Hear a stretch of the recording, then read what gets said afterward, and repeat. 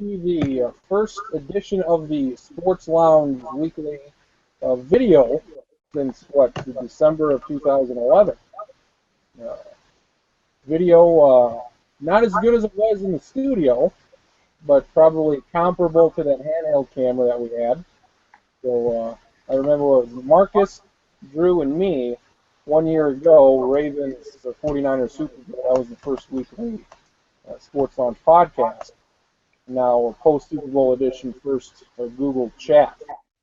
Welcome, gentlemen. Yes, welcome to everybody. Yes. I feel privileged and honored to be here. Very good. 48th Super Bowl happened, an hour and a half ago it got done with. Worst Super Bowl I've seen in my 20 years, 43-8, Seattle wins. Worst Super Bowl that you've ever seen? Yeah, it's got to be right up there. It wasn't even really that close, and everybody thought it would be close.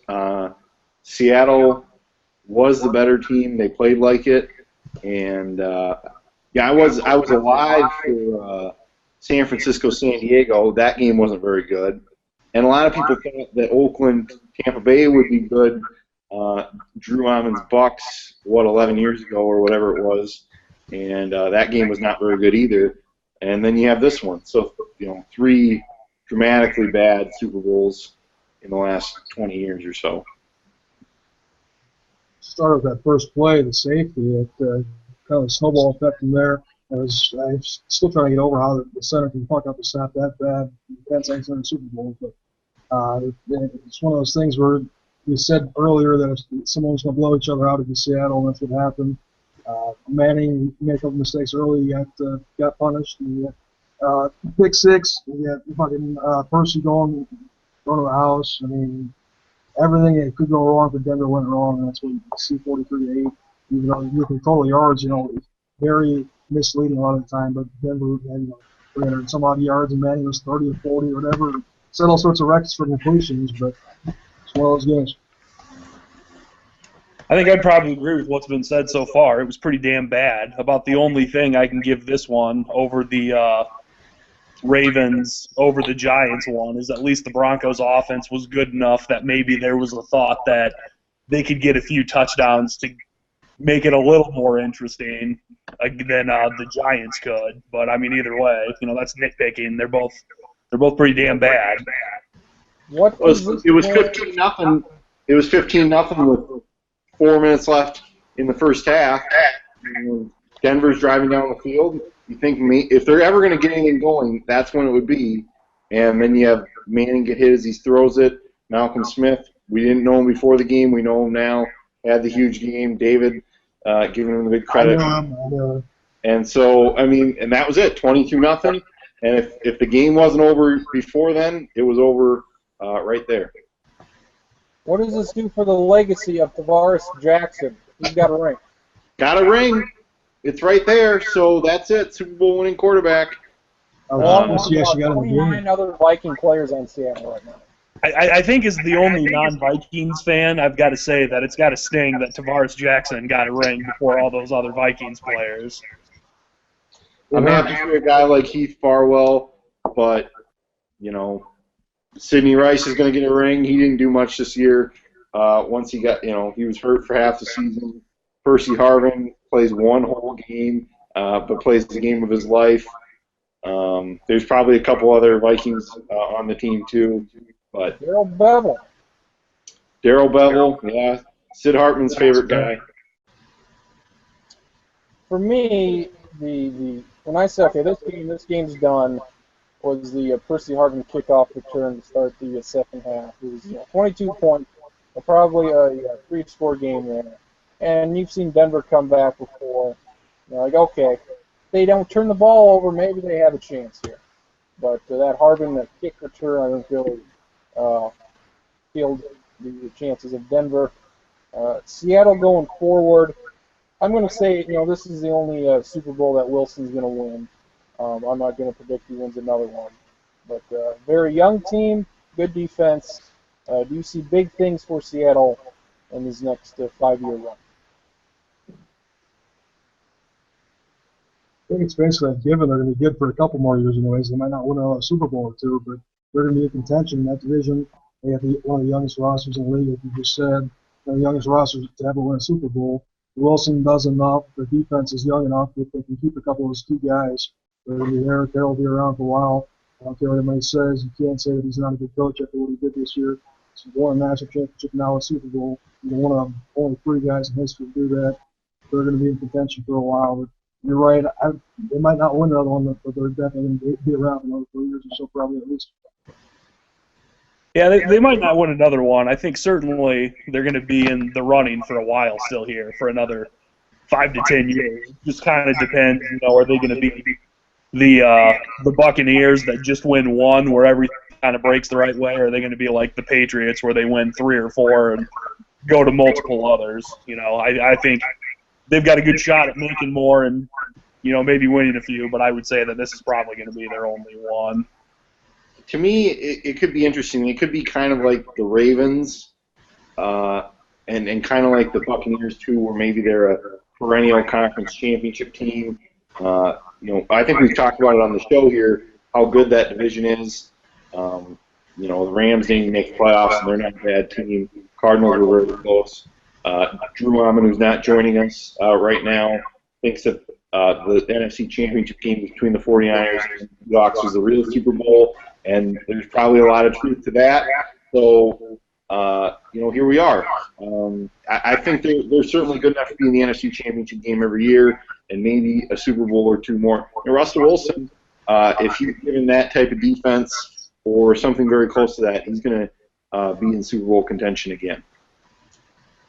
Is Russell Wilson going to be one of those guys, his individual performance doesn't blow you away, but people are going to rate him maybe a little bit higher because he does have at least 1 Super Bowl now? Yeah, I mean, he's not Trent Dilfer, where he just rode the back of a defense to get to the Super Bowl. I don't know if I have a real good comparison, but Eli Manning had a pretty good defense with the 2 Super Bowls he's won. Right now, that seems like a decent comparison considering where Eli's careers kind of went to. How about we'll go with he's the young Joe Flacco, maybe. Yeah, Joe Flacco too. How about Troy Aikman comparison? I think you could probably do math better than Troy Aikman. Very good. Troy Aikman, the thing about Troy Aikman is he won 3 Super Bowls, and so I don't know where you put him. Percy Harvin. Traded him first-round pick, Vikings to Seattle. Like you said, this is really the only full game he played all year, and I thought he was kind of, the guy I was looking for to be the MVP of the game there at the end. Percy Harvin was surprised that he stayed on the field the entire game, and you're surprised he had the impact that he did. Well, with Harvin, when it really does count, he's going to be out there. And, he's a big game player. The national championships at Florida show that. And his time, even with the Vikings, when they really did need him, I would say that he was out there except for the playoffs last season. He would have given it a go in the playoffs, I'm sure, aside from the divisional round. He made the plays, and he is a big-time difference maker when they have him on the field. His jet sweeps kind of showed that early on. The pop-up kick, the pop-up kick's only as good as you cover it, and the Broncos didn't really cover it that well, leaving gaping holes for Mr. Harvin. Who was it? Joe Buck or somebody right before that kick said, "Oh, great kick. Great kick." Yeah, it was a great kick if you tackle him. Well, yeah, but he caught the ball. Unlike Minnesota Viking kick returners, they actually ran up to get the ball, and nobody barely touched it. Oh, you're not supposed to let Jerome Felton be your main kick return guy? That's not my first choice, Okay. but I'm not a coach, so I don't know. Malcolm Smith, USC guy. I've never heard of him. Is he in that Dexter Jackson category of Larry Brown category of Yes. this guy won? No, he's not. Yeah, he is. No, he's not. You'll never hear from him again. come on strong last year, too. He had a really massive season this year. No one's talking about him. Made the play off Sherman's tip in the national championship game. Pick 6, fumble recovery, 10 tackles tonight. He's 26 years old. He's going to be around for a while. He's not in that category. He's not an all-pro by any means, but he's a damn good player. Okay. Anybody else heard of Malcolm Smith before tonight? I had never heard of him before tonight. I'd heard of Malcolm Brown, and Malcolm Jenkins, but not Malcolm Smith. 2 sacks in his career. What do we got? I'm guessing he played for the Trojans with the way the shirt was held up. There you go. What a chump. I like to, last year, I like to make my Super Bowl pick a year in advance now. I had Denver over New Orleans, I think the week before last year's Super Bowl. I like San Francisco over Denver next year. Any takers on a Super Bowl prediction 365 days away? You know what? Maybe I'm a prisoner of the moment here. I'm not sure if Denver's in the Super Bowl next year. That might be overreacting because they played so poorly. But you tack on another year for Peyton. I'm sure he'll be good. But it's a matter of them getting it done now when it counts. And this is 2 straight playoff seasons where they haven't, in vastly different ways. San Francisco, though, I can get behind that. It's a roll of the dice this far away. I'm going to take the Packers over the Colts next year. Oh, wow. If you want to say Colts over the Packers, I'm fine with that, too. Basically, I don't think either of them will be there next year, and those were 2 playoff teams. The first 2 I thought of that didn't make the Super Bowl this year. So that's how I went with my official pick, I guess. I got one pretty common one, San Francisco, and one off the wall, Pittsburgh. San Francisco to Pittsburgh. Okay. Peyton Manning did not play well. Is he going to get the blame here? No, he shouldn't. He had 2 horrible mistakes, 1 tipped interception, returned to the house. He set the record for most completions in Super Bowl history. And he played all right. Spent mistakes early in the hole. It wasn't him that cost him the game. It was the turnovers, the stupid penalties, and special teams. He's going to get the blame. He definitely shouldn't. The blame can fall squarely on the Denver defense. They didn't get off the field on 3rd down, in the first half at all. And then in the second half, when they finally did get stops, it didn't matter. And so that's sort of where it lies to me. When you let Seattle start at the 40-yard line all the time, you just don't have a very good chance. I think he deserves some of the blame, but I wouldn't give him any more than anybody else that plays for their offense or defense. I don't think anybody for Denver played particularly well. They did some things later when the game was out of reach, but certainly I don't think he deserves any more than their defense or special teams or anything like that. Apparently, Floyd Mayweather lost $10 million tonight. No, that's not true. He tweeted something a little while ago that wasn't him. That it was a complete farce from the beginning. Did he? I told you, Chris. That does sound like something a losing gambler would say after they lost, though. Yeah, but I'm almost positive he didn't. I could be wrong, but. Do we know what he did then? Because I'm fairly certain that he put money on this game. In the tweet that he sent out a little while ago, he claims that he didn't bet the game at all. What? Do you believe this? I actually do, because it was a toss-up. There was really, unless you had a strong feeling one way or the other, there was really no money to be made for sure. So I do believe that he stayed away from it. Your prop bets, you had over 1.5 for Wilson. He had 2 touchdowns. How did everything else go? Pretty good. I had Manning for 2 or more interceptions. That worked. Manning for a pick 6. That worked. I had Marshawn for a first half touchdown. That worked. I had the Seattle kicker for 8 or more points. That worked. I lost a couple. I probably won maybe 50 or 75 bucks in the props. I won $800 in the game. I had Seattle cover and several bet for Seattle win outright, so they both cashed in for me. You bet on the coin toss, though. I bet the coin toss, lost it, lost $50 in the coin toss. Not that negates all your winnings, but that is kind of a kicker for me. Yeah, I'm kind of sour about that one still. Okay, don't do that next year. I probably will. Yeah, I know you will. Joe Namath, fur coat. Would you wear that? No, but I mean he is Broadway Joe, and Yeah, I didn't think he looked that bad. You know, he had to kill a couple animals for it, I'm sure, but he's old. He's got a free pass. He also tried to flip the coin early, which I thought was funny. We know, I know me and Charlie used to work with a Denver fan. I know a couple Denver fans. What do you do with the Denver fans now? Do you rub it in, or how do you think they're feeling?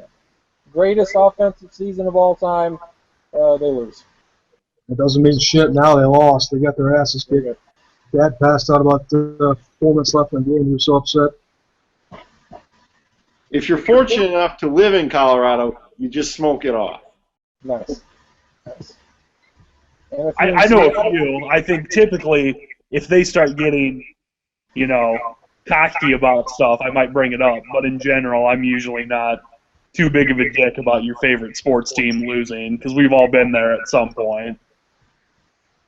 This Super Bowl is a bad deal because, you know, especially if you're a Vikings guy, it resembled very closely, and a lot of people mentioned it, that 41 donut game in New York in 2001. So, yeah, better that, you know, when it gets out of hand like that and it's never close, I don't think you do much talking anyway. If the Vikings ever get there, would you like a game like this where they win and you know halfway through the third quarter you guys won? Yeah, that'd be nice if you know that's going to happen. But I'm willing to bet that just won't happen because these are the Vikings we're talking about. I'd be all for that, but not going to happen anytime soon. How would you approach that game as a bettor? Your favorite team? First time ever seen them in the Super Bowl. If any action, I'd probably go the over-under, if anything. But depending, if I had a really good feeling and it was a small enough line, I might put something on the Vikes or whoever my favorite team is in that sense. But I would tread lightly to not make the misery worse if they lost. Halftime show, I didn't really see it. Was it any good? I thought it was shit. Everyone else thought it was really good. I thought it was pretty good. I'm not a big Bruno Mars guy. I like some of the Red Hot Chili Peppers, but I was kind of turned off by that.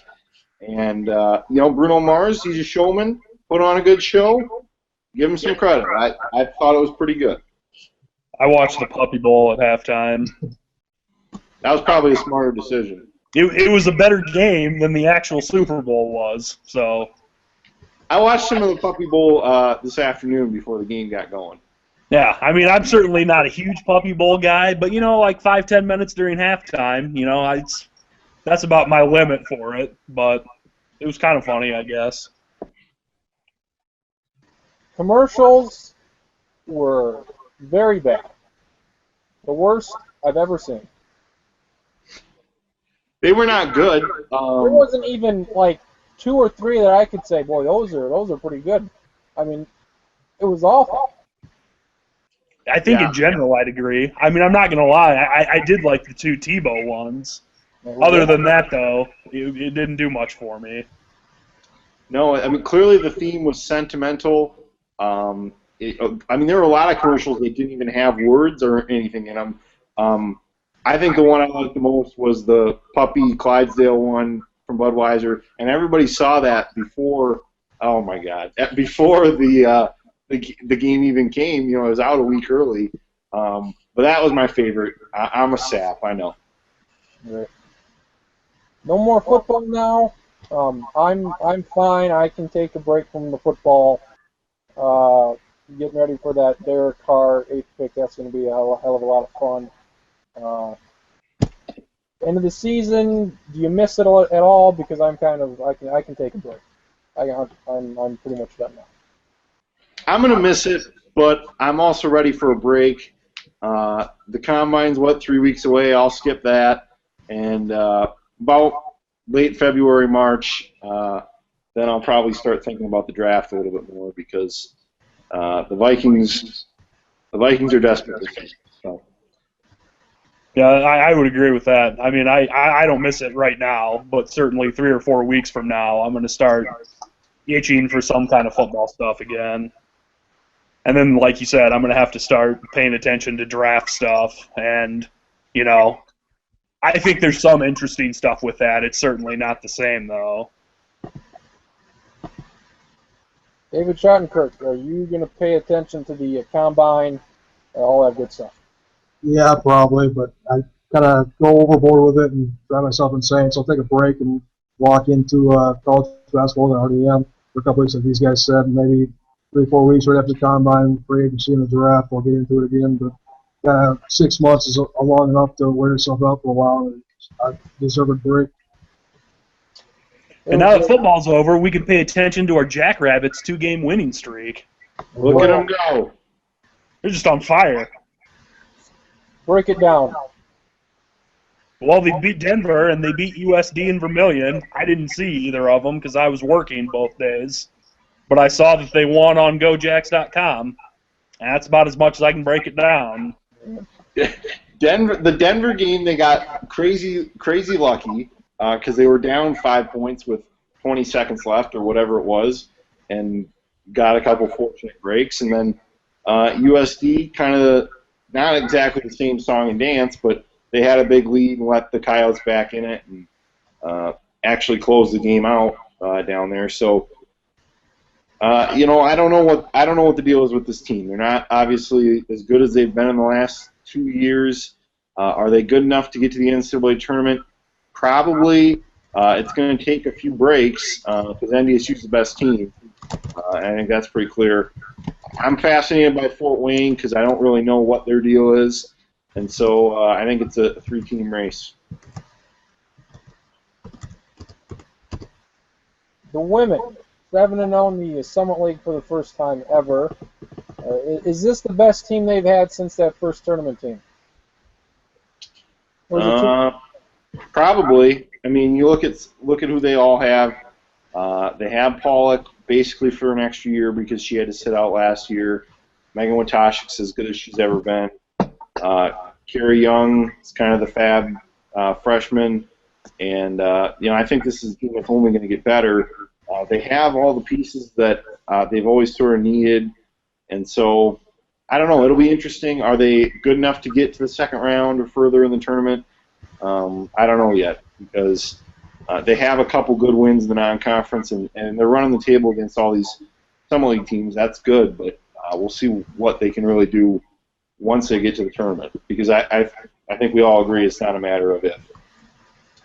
I haven't paid too close attention to the women, so I'll just go out on a limb and say they win the regular season, they win the conference tournament, even though they don't play up to their ability and struggle and it's close late, and then they lose to a Big 10 or Big 12 team as a 13 seed by 25 points in the first round of the NCAA tournament. That's probably the safe pick. And they made it 5 times or 4 times? I'm losing track already. I think it's 5 in a row. 5 in a row. And they've all kind of unfolded the same way. Close game in the Summit League title game. A couple of those have been close in the NCAA tournament, and then they get away from them. And I would put my money there again because there's such a big gap between the best teams in women's college basketball and where SJSU's at. This is live. People can watch us talk about this live or watch it back taped on YouTube. We are going head-to-head with the Jackrabbit Insider. Who gets hurt more on that deal, us or the Insider? Well, we can only go up, I say. So I would have to say the Insider. Look out, Insider. I think you also have to say, go ahead. I was just going to say the Insider's dog shit. Marcus knows my history with the program. I hate it and despise it to no end. I think the thing that helps us out is instead of... I'm interested in this a whole hell of a lot. Yeah.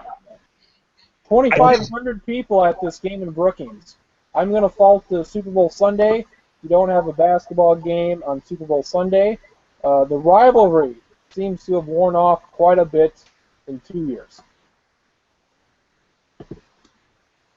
It's not as big of a draw as, I think you're onto something with the Super Bowl Sunday thing. It's interesting. This women's team is as good as it's been. We were just talking about that, and they didn't they didn't really draw or worth a darn. So I think people are kind of over the rivalry. I think when the men play them, it'll be sold out, but it's, I think, just one of those things. Big-time college basketball now, big boy college basketball. Syracuse over Duke, 91-89 in overtime Sunday night or Saturday night. That was a terrific basketball game. If you get a chance to see some of it, and Syracuse undefeated, going to be awfully tough there to run the table.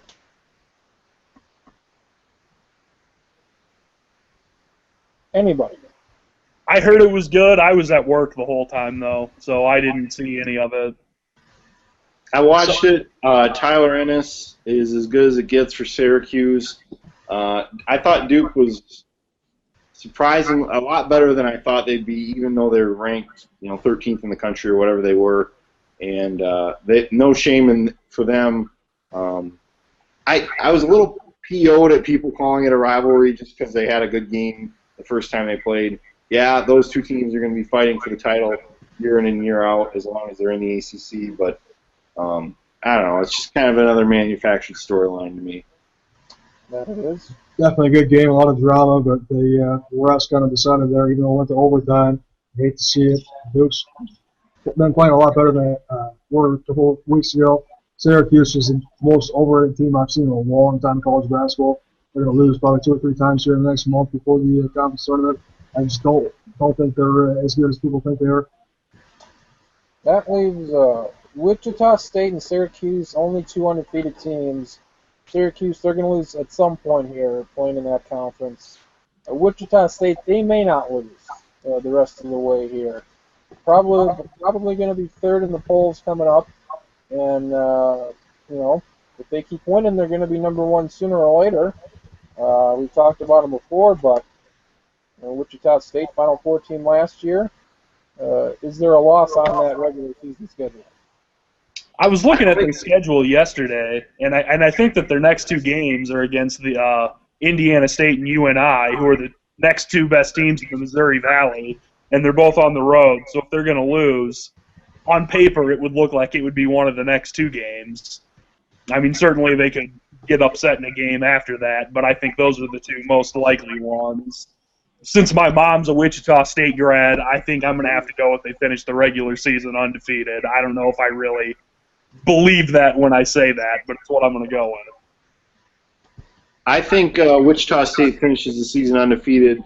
David and I were having a discussion last week about whether or not Wichita State would be a number 1 seed, number 1 overall seed if they were to run the table. Definitely not. I think they would be. I don't think they'd be number 1 overall. I think they would be a number 1 seed. I don't see how you wouldn't give them that. I mean, to me, they are better than all the other teams in the Valley by quite a margin, so that's the only reason I think that they'll be in line to run the table in the regular season and the conference tournament. And it will be interesting to see how they can sort of navigate this, what sort of seed they get, because you don't want to be like a Gonzaga and not even make it out of that first weekend like last season. I think they're pretty much a number 1 seed lock. They're not going to be number 1 overall. Syracuse only loses 1 or 2 games potentially. If Arizona only loses another game, or if Florida somehow runs the table, have 2 losses, one of those teams will be the overall number 1. It doesn't mean a whole bunch as we've seen the last few years, but it's a good team. I would not be surprised if they made another run. And like these guys said, we're going to lose. It's going to be probably on Wednesday night at Indiana State, the clear number 2 team in the Missouri Valley. I'm in Nod here, and we have felt differently on a number of issues, including the Super Bowl team this year, the New York Yankees. But one of my favorite rivalries in common is my Atlantic 10 bunch against his Mountain West bunch last season in the NCAA tournament. Mr. Traxler shaking his head in remembrance of that battle. I'll stick with that since New Mexico's a horseshit team year in and year out, no matter what their record is. But San Diego State carrying the flag this year for the conference. Any reason that I should believe that San Diego State won't pull a New Mexico and they won't go out first weekend? Um, Their only loss this year is to Arizona. They won at Kansas. Pretty hard to do. Kansas is pretty good. They got a transfer from, I think, Tulane, Josh Davis. They have forward that's averaging 11 or 12 rebounds, a big body inside. They got a bunch of guys back from last year, seeing they made the tournament. I wouldn't be surprised at all if they made a Sweet 16 or Elite 8 run. I think San Diego State is experienced a year better. I think they'll be a Sweet 16 team, but you just don't know. That's part of the fun. As far as the whole Mountain West thing, and maybe they were a big-time disappointment last year. Never saw it coming. I never saw that coming. Yeah. Well, I mean, New Mexico, we probably should have known better on New Mexico. Colorado State, we all agreed Colorado State got a horse crap draw because they had Louisville whatever. Colorado State. Whatever. I think, and I'd be willing to hear what David has to say on Boise State. I think that maybe they would be a team to watch out of the Mountain West.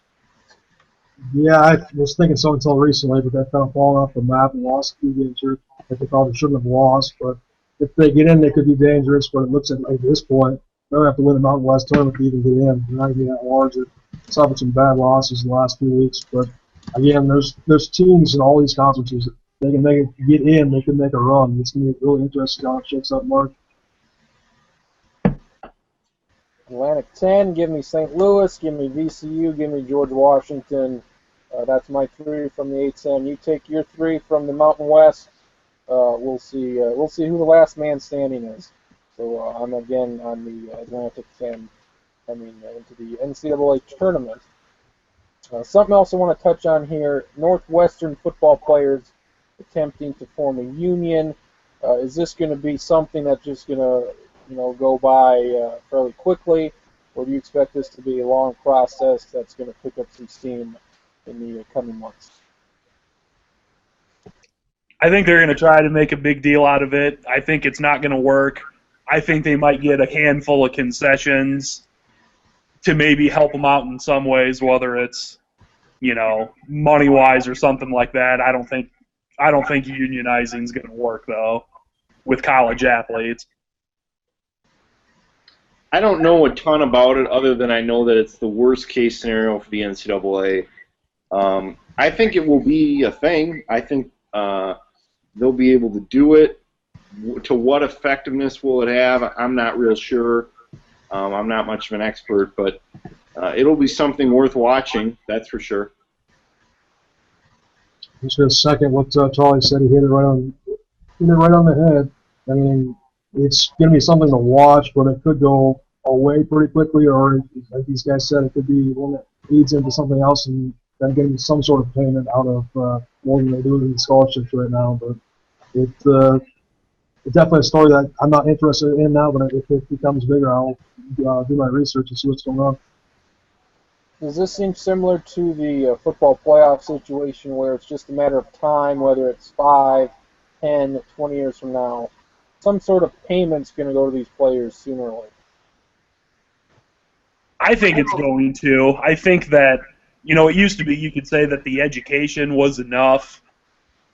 And I think you can maybe make a case that that's still the way now, but it's really tough when, every big conference is signing contracts for hundreds of millions of dollars, and, coaches who used to make, $150,000 a year are now making, $3, $4, or $5 million a year, and everyone's truly getting rich off it, that the athletes don't get anything. So I think at some point they're going to get something. It's not going to be a lot.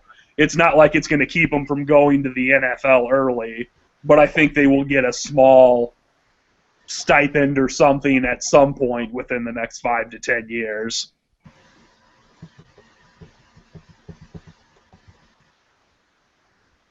I agree. That's all I have to say. Sometime. Charlie knows. Charlie knows. Very good. I was interested. There was a fairly big NBA game there on. What was it? Tuesday night, Wednesday night. You had Miami hosting Oklahoma City. and Oklahoma City put the goddamn boots to the Heat, down 16, 18 points early, outscored them by about 40 the rest of the way. Does that matter? Middle of the season, two of the best teams playing, and Durant, his role continues. He seems to be the favorite for MVP right now. Is a game like that in the middle of the season between two pretty good teams a big deal or not? It's the NBA in January. It's never a big deal. I mean, it was a statement for OKC to go in there and beat them pretty good, but to take a whole lot of stock out of that would be crazy. A 7-game series, you're going to have a good series, but you're not going to have a blowout. Durant is on another level right now. It's been a long time since someone's done what he's been doing, but come playoff time, it's a whole different ball game. The defense actually ratchets up. And OKC had everything to play for. Miami had, they were just another game for them. But be interesting how it shakes out. But again, Durant made his statement saying that, hey, I'm here for real. Let's go. I think it's a big deal if you're a Thunder fan. Other than that, I don't think it matters much. Just like the NBA doesn't matter right now. Put all the teams in the playoffs, and then we'll see where we go from there. Are you more disinterested in the NBA regular season or the baseball regular season? No. That's a toss-up. Probably baseball, just because there's 160, twice as many games. Okay. How about that 3 seed? How important is that 4 seed actually? There might be a 3 seed. The winner of the East, will they be over 500? We have Toronto now at 25 and 22.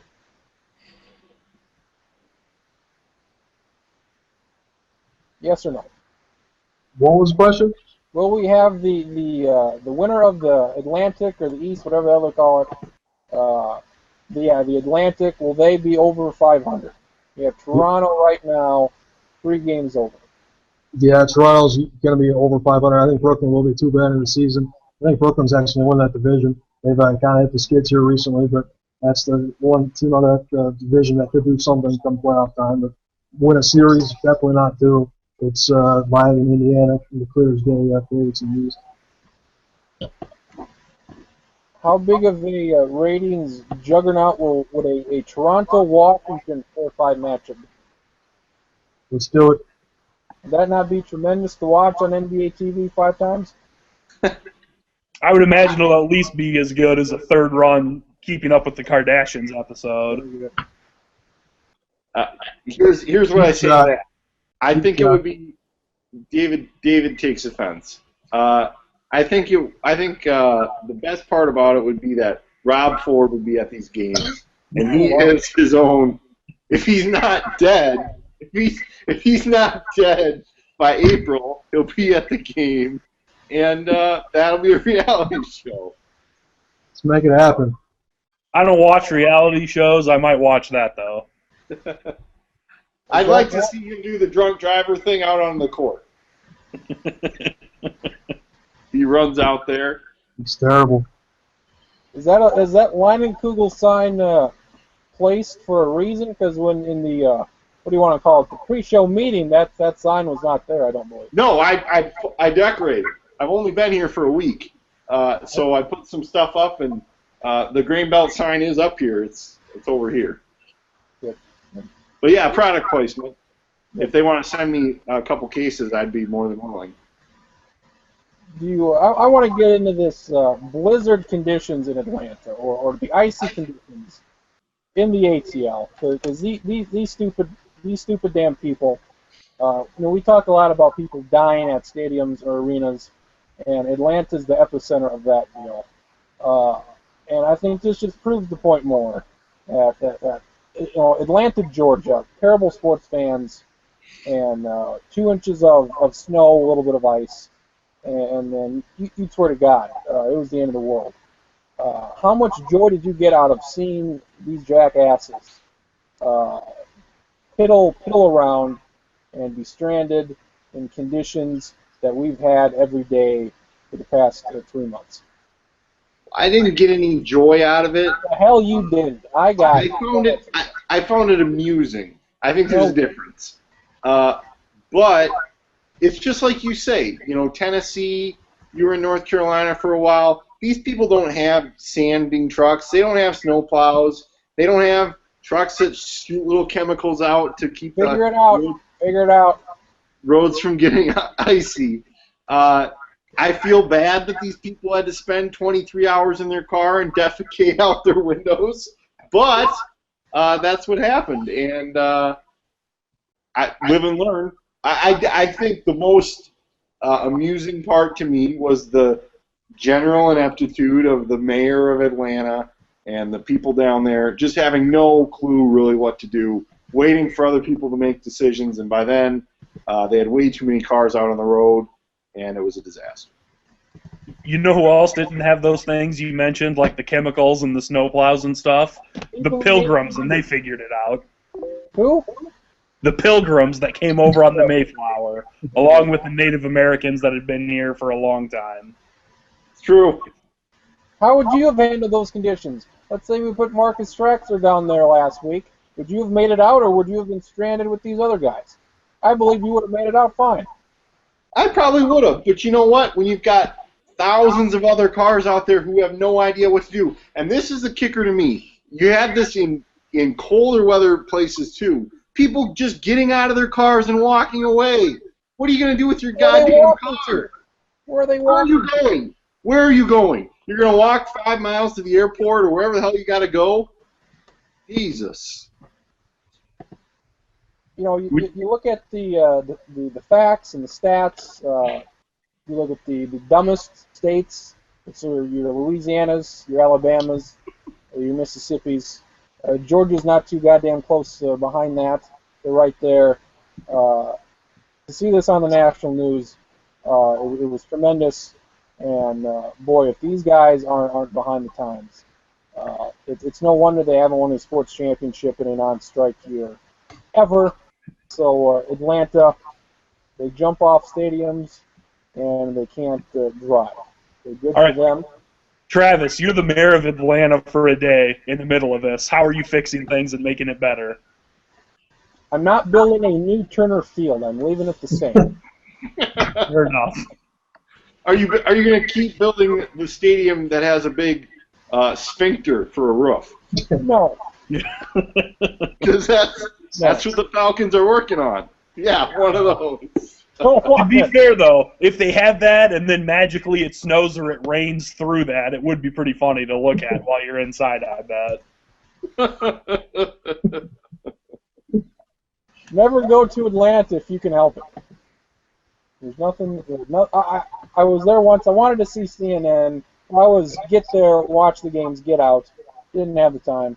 But that's the only thing I would like to see. The Georgia Dome's in the middle of nowhere.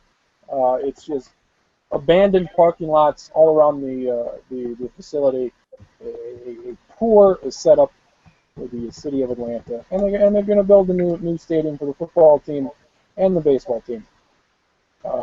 Before we wrap this first edition up of the Sports Lounge with the video, and you can see our faces, the Royal Rumble had a winner on Sunday, and it was Batista, the favorite.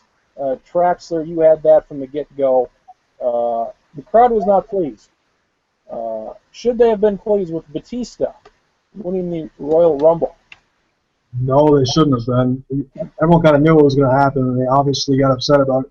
And still, they went out and did it anyways. But a guy like Batista coming back, and he's 45 years old, his first match back, he's winning the Royal Rumble. Now he's going to be main eventing WrestleMania. Doesn't make that much sense to me, but I guess I shouldn't care as much as I do. I'm not 12 anymore, but it pissed me off to no end, and I was quite bitter, even though my guy Randy Orton won the title or retained the title. So I enjoyed some beverages and walked around my basement with the title belt around my waist that night. But it was a good event overall, but I pretty much wasted my money. I will admit that.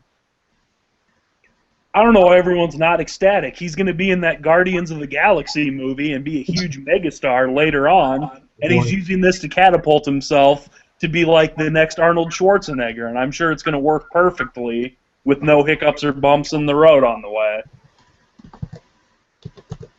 He said very sarcastically. The Royal Rumble, Marcus. Me? Are you sorry that you missed it? No.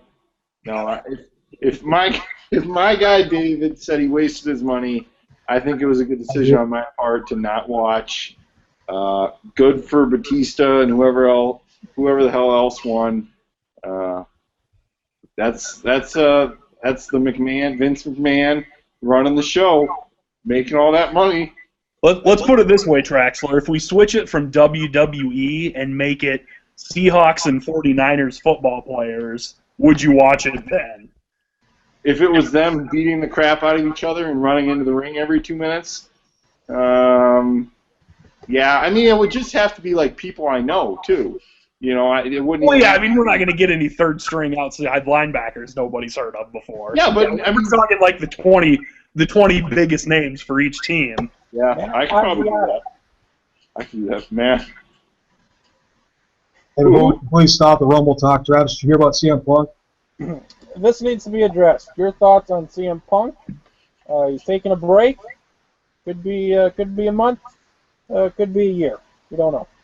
It could be forever through him, the sounds of it. He sounds really pissed off. He took them all off of their social networking sites, instantly unfollowed them, all this, oh my God. But it makes sense with how much their big potential and the big following is on social media. But he was my pick to win, and then 2 days later he leaves the company because he's pissed off. He's not getting up or on.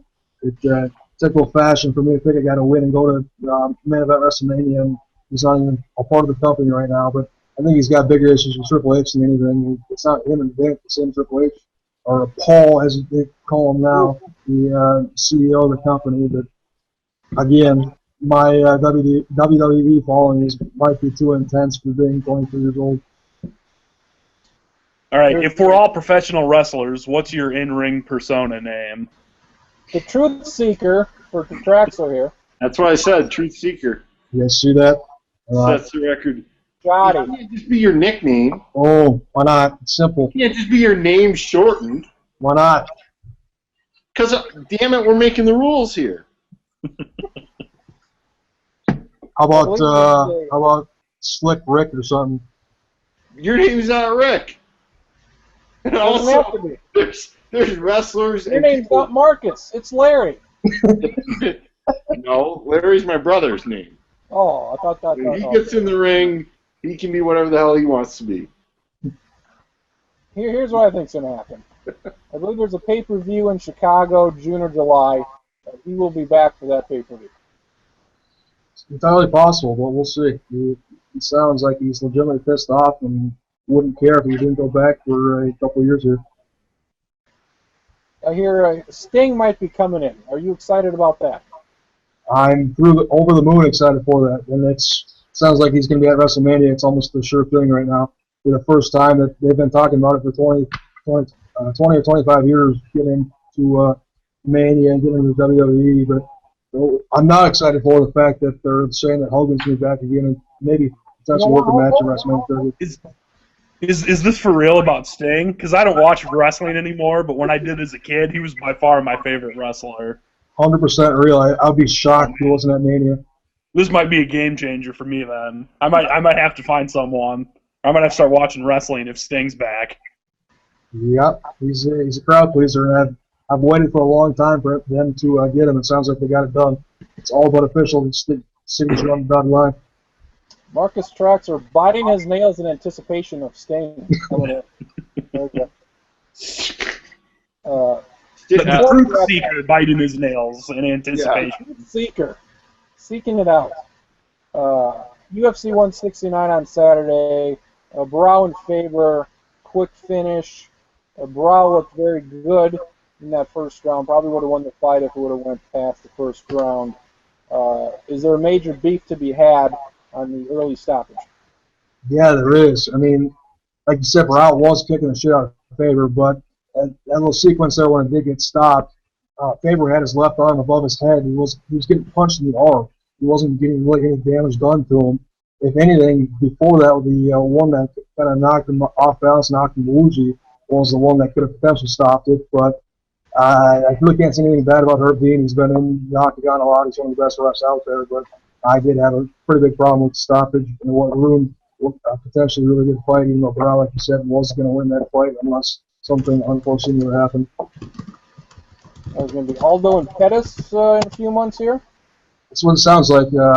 Evidently, Pettis texted Dana White at the press conference last night and said, let's make it happen. So that would be quite the super fight. And I think the favorite in that fight would be Aldo, too, even though he's one that would be moving off. But I would definitely be excited for that one. But Trujillo and Varner, the first fight of the main card, went 2 rounds, knockout by Trujillo after he got his ass kicked. This was a tremendous fight. This is a fight you show Traxler, and he'll say, "God damn, that was pretty good." Yeah, I've watched some UFC. I found it fine. I have a problem with all the pay-per-views, and the numbering system is very confusing, keeping track of who's fighting when. The weight classes, not for me. It's hard to keep track of. If you saw that fight on Saturday night, you'd be hooked. It was the one guy was getting the shit kicked out of him for 8 or 9 minutes and was bloodied, and it was this close to being knocked out 10 different times, and he came back and one punch knocked the guy out, knocked him out cold on his feet. Early candidate fight of the year. I just want to add that I just looked up Sting on the wrestler. He's Sting old. Wrestler, because I did have to. Are we talking about Sting the singer? But we're not. And his Wikipedia bio is the longest I've ever seen for somebody I'd never heard of. Very detailed, basically fight by fight. And I don't know how long this would be if you print it out. Probably 20 pages. I remember finding out a few years ago, wrestlers have incredibly long Wikipedia pages. Yep. They have pages the length of like dead U.S. presidents long. Charlie, who would win in a trivia battle between Stacken and Marcus? I mean, it depends what it is, but I think in general I'd probably go with Marcus over Stacken. We're going wrestling. We're going wrestling. Oh, with wrestling? I don't know. I'll give Traxler the benefit of the doubt and go with Traxler, but certainly I appreciate that. I don't think it'd be pretty. Good. It would not look good. It would not look good. It would be bad. It'd be bad. Although, I mean, quite frankly, if it's anything within the last few years, I wouldn't do any good at it either. Ultimate Warrior also going in the Hall of Fame, so he'll make an appearance. Were you a big Ultimate Warrior fan? I wasn't a big Ultimate. I mean, I don't know why. I never really was. I mean, I don't know. I don't have a reason, because he is quite similar to Sting in a lot of ways, but I just wasn't a big Ultimate Warrior guy. I guess I just liked Hulk Hogan more when I was a little tiny Hulkamaniac kid, I guess. Very good. We do the numbering system here for our shows. You're not a fan of that for the UFCs because it's too hard to understand. The 1-2s, 160s, 170s. Do we start a new numbering system here with this being video instead of just audio? We got up to 51 podcasts. Is this Sports Lounge number 1 or is it Sports Lounge number 52? I think you make it 52, but you make a clear line of demarcation or some sort of notice that this is a new era. Good. Leinenkugel's a nice sponsor of the program along with Grain Belts. Yep. Along with the Hy-Vee brand of, get a shot of this here, zoom in on that. Very good. Do that again. Make a lot of noise on your keyboard and show me your finger. Thank you. There you go. Grain Belt beers. Very nice. Very nice. So hopefully this ended up well. The graphics, how nice do those graphics look? Huh? It's better than nothing. There you go. They look nice. We get Ahmed on it. Maybe we'll have a special guest. We'll see who the hell wants to join us for an hour of BS talking. So this is. I think after Twitter this weekend, we should try to get Sean Welsh on. Yeah. Well, what he called. Well, you know what? We'll just link the tweets to the blog, and maybe you can read those. Very good. This is for David Schottenkirk, Marcus Traxler, Charlie Hildebrand. I'm Travis Kriens. We'll be back next week with the 53rd edition of the Sports Lounge. We've done a whole year. We have not missed a week, not even for Flag Day or Arbor Day. So next week will be no different. We'll see you next week right here on the Sports Lounge.